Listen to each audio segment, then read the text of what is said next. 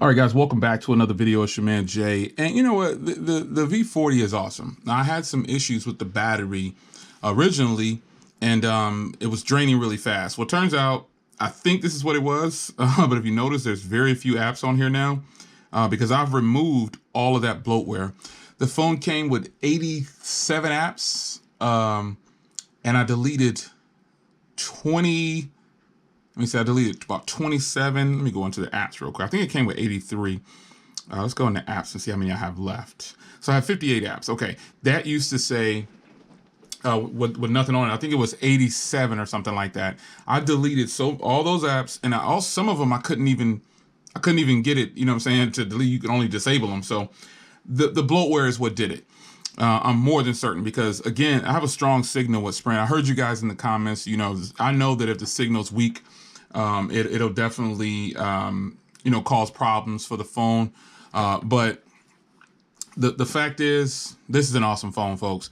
Now that I've solved that battery thing, I'm good.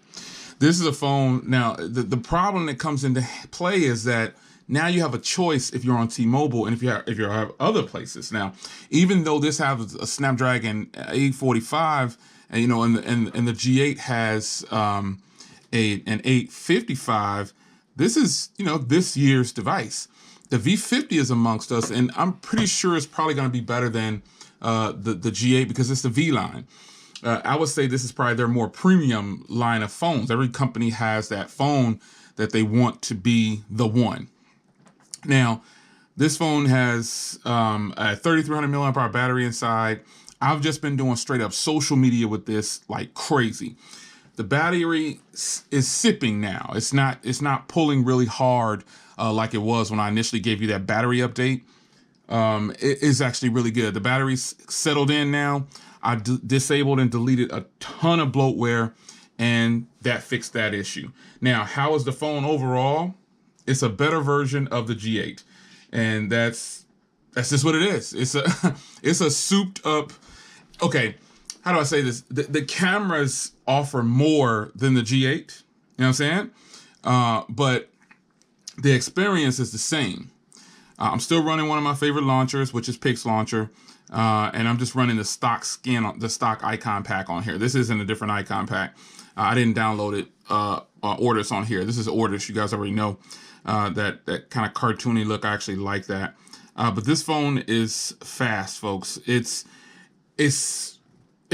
good, man. There's no getting around it. This is an awesome phone, and I had to give you like a 5-day review on it because it's just that good.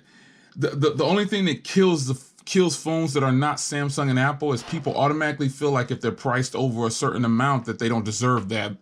And the reality is, we all want Samsung phones to be low in cost at launch. We all want Apple phones to be low. We want the best price. You're not being realistic if you say you don't want the best price. LG's priced this phone, I think it came out at 8 or 9. And you know what? That's not a bad price. You know what I mean? It's just that society says that the only phones that can be priced high are Samsung and Apple, and every other phone isn't worth it. So to me, when I test these cameras out and things like that, and this is just a discussion video, folks, no fancy tricks or anything. Let me I'm going to take a photo here. Actually, I just want to show you this camera. Let me see something here. I'm going to just get off. I got to show you this. I hate to do this to you, but okay. Oh, that's perfect right there. The fast shutter time. This camera is just stupid. You can see every little detail, every little skip mark, and everything, little crumbs are on. You could see it all, man. That's saying, actually. Over video, it's not going to do it any justice, man. The clarity and detail in this camera is just stupendous. I was actually getting ready to go to a show, and it started raining. I washed in my car because I hadn't washed it in like 3 weeks, but yeah, I don't drive it much, so it's never really that dirty. It's ceramic coated, so I just rinsed it off, and I was going to shoot video of that.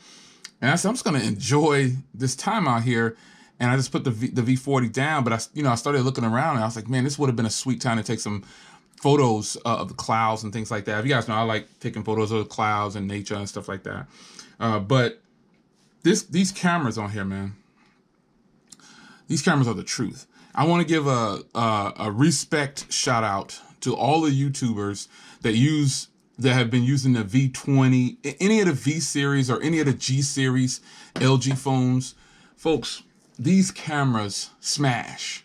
They are I mean, I already think very highly of this phone right here, so it's not a shock that these cameras, because I don't know, these cameras are both good, but this one has the extra lens, and it could just get out there with the extra lens over the G8.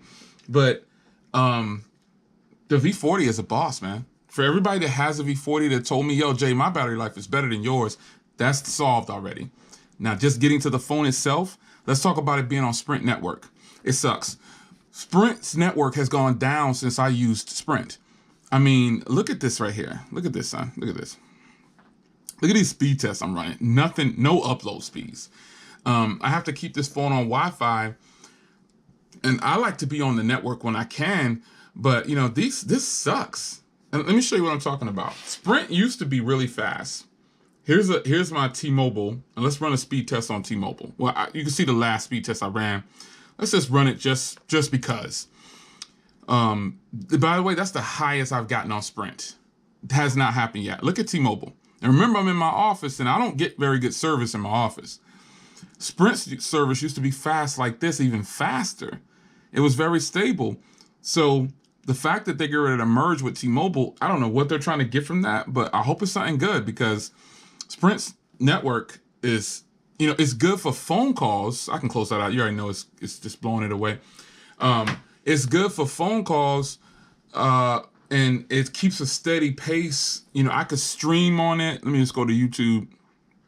I could stream on this, and it basically, you know, it does its thing. It you know, it gets out there. Now that I want to show you, it could get out there. Let's just click here. See if it can start up. Because I've been watching a lot of content on here like crazy, and it is just such an awesome screen.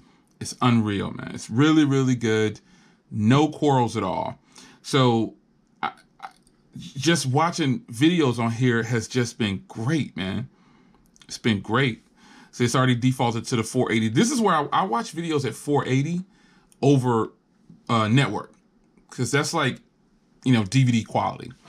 And this looks great. I have no problem streaming it at 480, but if I bump it up, I haven't been able to stream at 1080p hardly at all with this phone because of Sprint's network. So it starts bogging it down. It pulled it this time. Okay, good. It pulled it this time. All right, it pulled it. It pulled in the 1080p this time. That's rare that's happened. But, you know, overall, the experience with the phone is great. But Sprint's networks speeds they suck, but the phone is still functional. Makes sense? Like voice calls, no drop, nothing. Everything is good. Everything's solid. I did notice though, when sending a text message, it was like I was sending myself pictures and stuff like that. Text messages and pictures, for some reason, it took like 2 minutes for the first one, and then after that, they started to go through a little bit faster. I don't know, man. I don't know. I don't know what's going on, but I do know that the network Sprint kills this phone, man. But other than that, the phone itself, and I have to talk about that because a lot of people don't talk about the network. I'm being honest with you. I'm testing this on Sprint, but this phone is awesome, man. The battery life is good. Plugging in, I already got to tell you, man. You already know what it is. Best DAX in the game. Master of DAX. Shots fired. No, I'm just kidding. But yeah, everything flows on here, man. Social media is good. Just no problem. Shout out to Grant S. Rocking with the Xperia. See how quickly everything loaded up? You know what I'm saying? It's good. Yeah, it's good. No problems at all. So I had to give you a follow-up, you know what I'm saying? I had to give you some kind of update on here because I know that, men, fellas, don't take pictures with your mouth open. I know that, you know, this is a good phone. It's a hot phone.